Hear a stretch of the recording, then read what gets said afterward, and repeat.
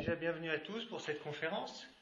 On va parler du Reiki, qu'est-ce que c'est, à quoi ça sert, qu'est-ce qu'on peut en faire, qu'est-ce qu'on en fait, qu'est-ce que c'est que cette bête-là.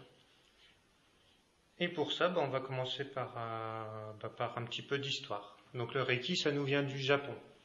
Ça a été redécouvert au Japon par Mikao Usui, dans les années 1920 environ. Ce monsieur Mikao Usui avait décidé déjà depuis longtemps de consacrer sa vie à trouver une méthode de soins qui permettrait à tout le monde, n'importe qui, parce qu'on sait bien que les magnétiseurs, ils ont le don ou ils l'ont pas. Enfin, c'est la croyance répandue. Le Reiki, le but, c'était de trouver une méthode que tout le monde puisse faire, n'importe qui. Et donc, ce Mikao Usui, qui était de tradition shinto et bouddhiste, il a cherché une méthode dans les textes sanskrits, dans différentes choses. Aux alentours de 1920, il a trouvé les écrits d'un disciple de Bouddha et il s'est dit, ça y est, j'ai trouvé. Ce disciple parlait dans une des techniques qui était utilisée par Bouddha, il y avait un mudra et il expliquait qu'il y avait des phénomènes de guérison avec ce truc-là. Et donc, Mikao Usui, très instruit, quand même c'était quelqu'un de très instruit, intelligent, il s'est dit, j'ai trouvé, mais je ne sais pas comment l'activer. Ne sachant pas comment l'activer, il s'est dit, je dois passer le test, et il est allé s'isoler sur le haut d'un mont pendant 21 jours. 21 jours pendant lesquels il n'a pas mangé, pas bu, 21 jours d'ascèse complète. Tous les jours, il prenait un caillou, il avait rassemblé 21 cailloux, tous les jours, il jetait un caillou. Arrivé au 21e jour, il a reçu la technique dont il avait besoin, donc la capacité de la transmettre, et en bonus l'éveil, ce qu'on appelle l'éveil spirituel, etc. Ce qui est important, c'est qu'il avait donc reçu le Reiki, il a redécouvert le Reiki, puisque c'est une énergie qui existe depuis bien plus longtemps que ça, il a redécouvert le Reiki, et il a reçu la possibilité de le transmettre. Voilà. Ça, c'est la base, c'est le fondement du Reiki. Toute personne qui vous dit qu'il fait du Reiki a été initiée par quelqu'un qui lui-même a été initié par quelqu'un qui a été initié par Mikao Usui. Ça peut être un peu plus long que ça. Moi, je suis 10e, par exemple, sur la lignée. En gros, c'est ça. Voilà ce qu'est le Reiki. Le Reiki, c'est une méthode de soins redécouverte par Mikao Usui et tout le monde remonte jusqu'à Mikao Usui. Les initiations se font en remontant à Mikao Usui. Si vous avez quelqu'un, par exemple un praticien qui vient vous voir et qui n'est pas capable de vous montrer l'arbre des initiations, l'arbre généalogique, posez-vous la question de savoir si c'est du Reiki ou du magnétisme qui est fait. Parce que dans ces cas-là, s'il n'a pas été initié, ce n'est pas du Reiki. Il y a une initiation physique. Voilà. Ça, c'est la première chose pour le Reiki, pour savoir de quoi on parle. Excusez-moi, on va faire une petite pause. Excusez-nous. Soyez le bienvenu. Bonjour. Installez-vous. C'est trop tard.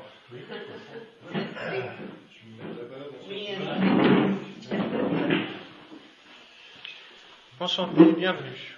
Donc je disais, le Reiki, c'est un art de soins holistique qui a été redécouvert par Mikao Usui aux alentours des années 1920. En gros, pour résumer. Ce Mikao Usui, donc, il a redécouvert ça, il a formé aux alentours de 2000 praticiens durant sa vie, après cette découverte vers les années 1920, et 16 maîtres. 16 maîtres qui avaient la capacité de retransmettre cette capacité à initier. Il a été suivi tout de suite après par Sujiro Hayashi, qui lui a découvert les symboles et des positions de main. Des positions de main pour généraliser, pour que tout le monde puisse le faire. Mikao Usui, comme je viens de vous dire, avait été éveillé. Donc lui, il avait 4 positions de main sur la tête, et puis après, il enchaînait, en fonction du besoin de la personne. Ça, personnellement, je vous dirai pas que j'en suis pas capable, parce que ça évolue un peu, mais on va dire qu'au début, quand on commence, on aime bien savoir où on doit poser les mains. Ça peut aider. Donc ce monsieur Hayashi, il a fondé une clinique de Reiki à Tokyo, et là-bas, il enseignait comment on pose les mains, comment on fait les soins, etc. Il a donné toute cette procédure. Après, il y a eu Takata, Awayo Takata, de son prénom, qui, elle, a permis de transmettre le Reiki de notre côté du globe. elle a eu pour mission par Shujiro Hayashi d'amener le Reiki en Occident. Et voilà comment le Reiki est arrivé par chez nous. Après Takata, il y a eu plein d'autres personnes, comme je vous dis, moi il y en a eu 7 autres pour arriver jusqu'à moi qui suis devant vous aujourd'hui. Voilà, grosso modo la lignée du Reiki. Donc le Reiki, c'est aussi des préceptes. Ces préceptes étaient ceux de l'empereur Meiji, celui qui était à l'ère de Mikao Usui.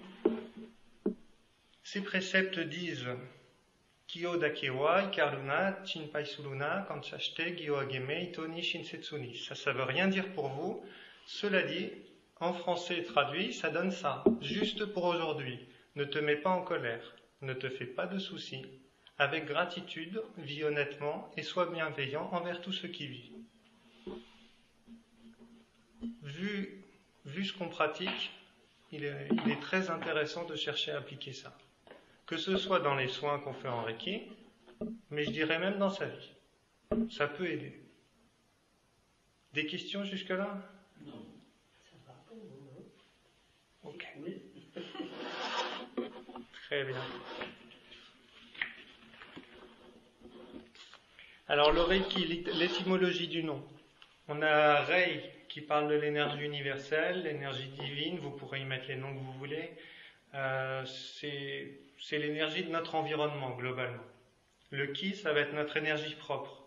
Au niveau du bouddhisme, etc., au niveau de beaucoup de traditions, la place au niveau du 2e chakra environ, c'est l'énergie de vie, l'énergie personnelle. Le Reiki, c'est simplement l'union des deux. On va chercher à être le meilleur soi-même, être le plus je vais dire le plus propre soi-même, et à diffuser l'énergie le plus librement possible. Avoir le moins de résistance en soi pour que notre séance de soins pour la personne qui sera allongée soit la meilleure possible. Le but du Reiki, c'est ça, c'est l'union de notre propre présence bienveillante, comme dans tous les soins, avec l'énergie environnante, l'énergie Reiki, qui a sa propre intelligence et qui va en savoir plus que vous. C'est-à-dire que quand vous faites un soin, par exemple, moi je vais vous donner un exemple simple, vous faites un soin sur une personne qui a un mal de tête depuis plusieurs jours, et bien quand elle arrive pour vous dire, je voudrais un soin, la première chose que vous allez lui dire, c'est, je ne sais pas si votre mal de tête va s'en aller. Parce que le Reiki va décider ce qu'il fait. En magnétisme, par exemple, on peut se dire, je me mets sur un problème précis.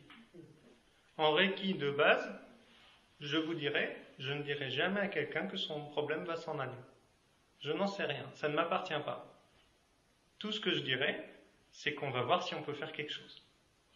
Et que souvent, dans les faits, ça donne des résultats. Ça donne des résultats, mais ça peut être sur bien plus que ce que la personne a demandé aussi. C'est-à-dire que, pour vous parler de mon vécu, quand j'ai commencé le Reiki, c'était il y a une 12aine d'années, je suis arrivé devant une personne qui pratiquait le Reiki parce que j'attendais rien de spécial de la vie, je ne croyais en rien. Si, je savais qu'il y avait la vie, la mort, et puis le reste, je m'en fichais. Grosso modo, c'était ça. Et je passais mon temps devant l'ordinateur à faire des choses inutiles.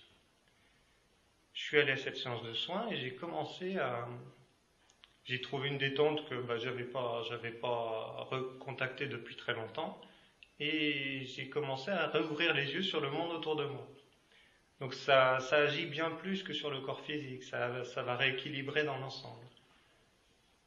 Petit à petit, j'ai rencontré quelqu'un que j'avais connu en terminale, mais cette personne, je l'ai trouvé transformée. Il avait cet éclat dans les yeux, cette forme, cette joie de vivre. Et du coup, je me suis dit, mais il faut peut-être que j'essaye de passer ce premier degré, ainsi de suite. En 3 ans, j'ai fait mes 3 premiers degrés. 10 ans plus tard, on m'a demandé de former quelqu'un, et du coup, j'ai passé mon 4e degré. Voilà pour mon pédigré, on peut dire.